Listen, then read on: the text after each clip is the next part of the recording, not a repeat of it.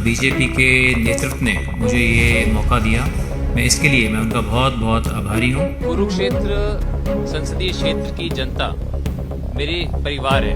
उनसे हमारा एक 30 वर्ष का एक पारिवारिक रिश्ता है और हमेशा वहाँ से लोगों से मुझे प्यार मिला, उनका बहुत आशीर्वाद मिला। धर्म नगरी के चुनावी महाभारत में भाजपा उम्मीदवार की एंट्री से ही कुरुक्षेत्र हॉट सीट बन गई है। इंडिया गठबंधन के उम्मीदवार सुशील गुप्ता और इनेलो के अभय सिंह चौटाला को टक्कर देने के लिए भाजपा ने जिंदल स्टील एंड पावर के चेयरमैन नवीन जिंदल को अपना प्रत्याशी बनाया है। बीती रात ही नवीन जिंदल ने कांग्रेस पार्टी से इस्तीफा देकर भाजपा ज्वाइन की, जिसके चंद मिनटों के बाद भाजपा ने उन्हें कुरुक्षेत्र लोकसभा से टिकट थमा दी। और मुझे बहुत गर्व है कि आज मुझे ये सौभाग्य प्राप्त हुआ है कि मैं भारतीय जनता पार्टी में जुड़कर और माननीय प्रधानमंत्री श्री नरेंद्र मोदी जी के नेतृत्व में मैं मिलजुल करके देश के प्रति मैं अपना योगदान मैं दे सकूं।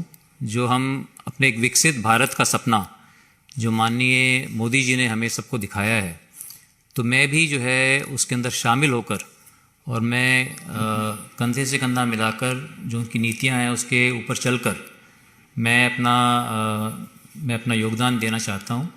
और इसके लायक उन्होंने मुझे समझा, बीजेपी के नेतृत्व ने मुझे ये मौका दिया, मैं उनका बहुत बहुत आभारी हूं।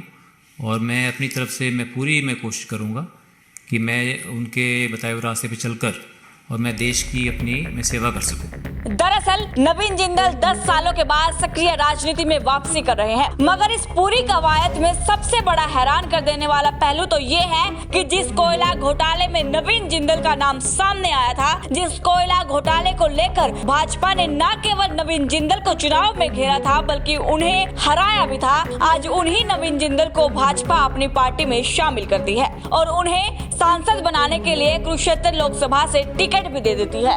नवीन जिंदल जी का भारतीय जनता पार्टी में उन्होंने आज ज्वाइन किया है। कुछ समय पहले उन्होंने ट्विटर के द्वारा कांग्रेस पार्टी का अपना इस्तीफा भी पार्टी के कांग्रेस के नेताओं को भेजा है।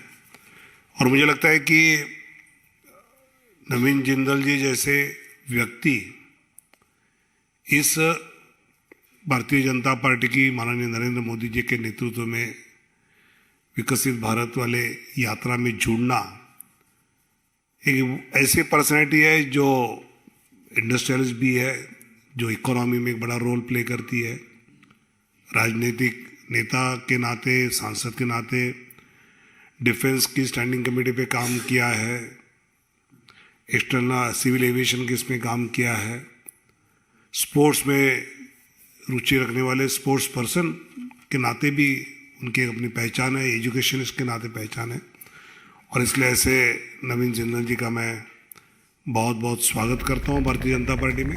नवीन जिंदल कुरुक्षेत्र लोकसभा सीट से 2 बार कांग्रेस की टिकट पर सांसद रह चुके हैं। 2004 में नवीन जिंदल राजनीति में एंट्री के साथ ही कुरुक्षेत्र से कांग्रेस सांसद बने और उसके बाद 2009 के लोकसभा चुनाव में भी नवीन जिंदल ने कांग्रेस की टिकट पर जीत हासिल की। 2009 के बाद केंद्र की मनमोहन सरकार में कोयला घोटाले को लेकर राजनीति गरमाई और इस घोटाले में नवीन जिंदल का नाम आने के बाद 2014 के लोकसभा चुनाव में भाजपा ने नवीन जिंदल की घेराबंदी की और उन्हें कुरुक्षेत्र से हरा दिया।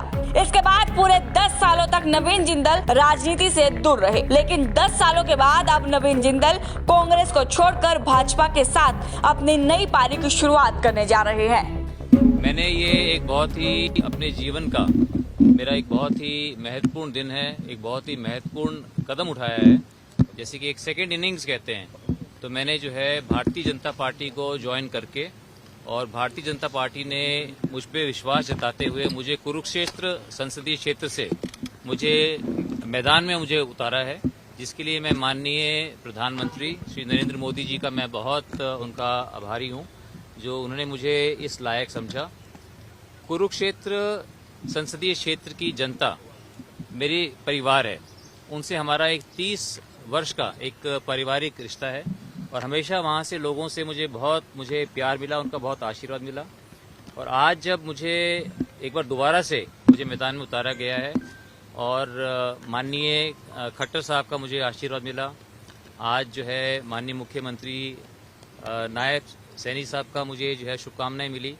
तो सब हम मिल करके जो हम विकसित भारत का जो सपना है माननीय मोदी जी का, उसके ऊपर हम काम करेंगे और मिलजुल कर अपने सपनों के हरियाणा और अपने सपनों के हिंदुस्तान का निर्माण करेंगे। जिंदल परिवार का कुरुक्षेत्र सीट पर हमेशा से दबदबा रहा है। नवीन के पिता ओपी जिंदल भी कुरुक्षेत्र से सांसद रहे हैं, जबकि नवीन की मां सावित्री जिंदल देश की सबसे अमीर महिला है। नवीन जिंदल को भाजपा का टिकट मिलने के बाद कुरुक्षेत्र का चुनावी महाभारत त्रिकोणीय हो गया है, क्योंकि इस सीट पर इंडिया गठबंधन के प्रत्याशी सुशील गुप्ता भी दमदार नेताओं में से एक है और इनेलो ने भी अपने दिग्गज नेता अभय सिंह चौटाला को मैदान में उतारा है। ऐसे में इस सीट पर चुनावी महाभारत बड़ा रोचक होने जा रहा है, लेकिन जजपा का उम्मीदवार कौन होगा ये देखना दिलचस्प होगा। देखिए, मेरी जो मेरी 10 साल की जो कांग्रेस में इनिंग्स थी, मैंने उसमें भी पूरी ईमानदारी के साथ, सिंसेरिटी के साथ मैंने क्षेत्र के लोगों की सेवा की और संसद के अंदर बहुत से महत्वपूर्ण मुद्दे उठाए, जिसमें कि खाद्य सुरक्षा, चाहे खाद्य सुरक्षा का मुद्दा हो और अन्य बहुत सी चीज़ों के ऊपर मैंने काम किया और दोबारा से मैं काम करूंगा। और मैं जो है, कुछ लोग जो नकारात्मक बातें करते हैं, मैं उनके बारे में कुछ नहीं बोलना चाहता।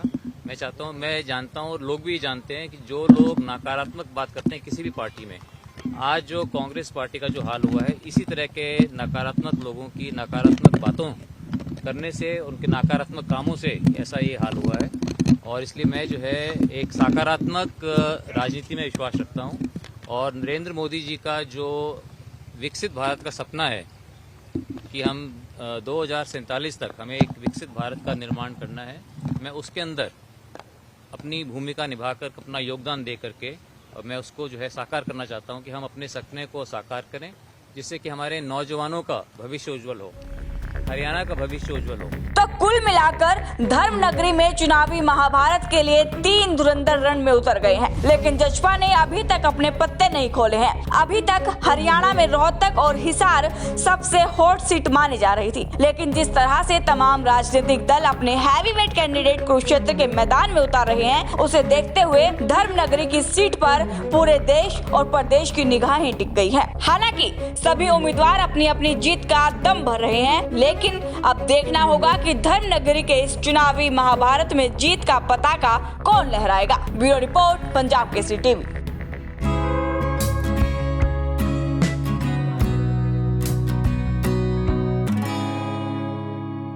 हमसे जुड़े रहने के लिए हमारे YouTube चैनल को सब्सक्राइब करें और नई वीडियो की नोटिफिकेशन के लिए बेल आइकॉन को दबाएं। अगर आप ये वीडियो Facebook पर देख रहे हैं तो लाइक जरूर करें और ज्यादा से ज्यादा शेयर करें। धन्यवाद।